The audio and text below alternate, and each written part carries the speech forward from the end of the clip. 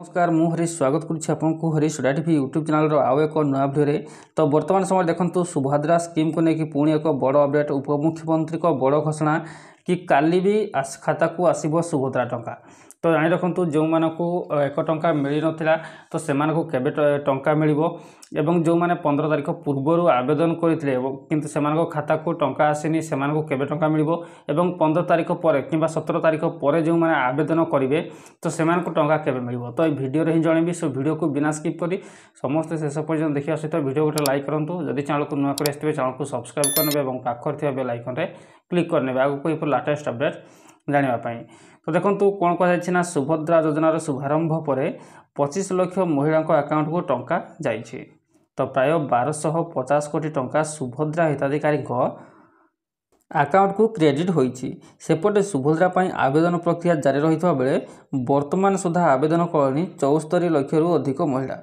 तेबे प्रश्न उठुछि केबे सुधा अन्य हिताधिकारी अकाउंट को अर्थ जीवो।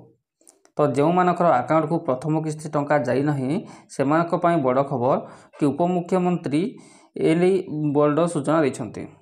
तो जो मानक अकाउंट को टंका जाई नहीं से व्यस्त न होगापी कहते उपमुख्यमंत्री।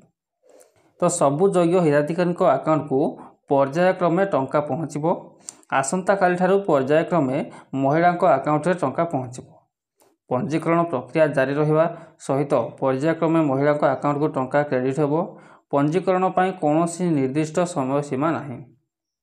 तेबे डिसेम्बर मासरे आवेदन कले भी प्रथम किस्ती पाइबापी योग्य विवेचित हेबे महिला। तो रक्षाबंधन पर प्रथम किस्ती अर्थ आज आरंभ होता बेले जेबे जो माने भी आवेदन करिसेंती योग्य महिला को पर्यायक्रमे टंका पहुँचो।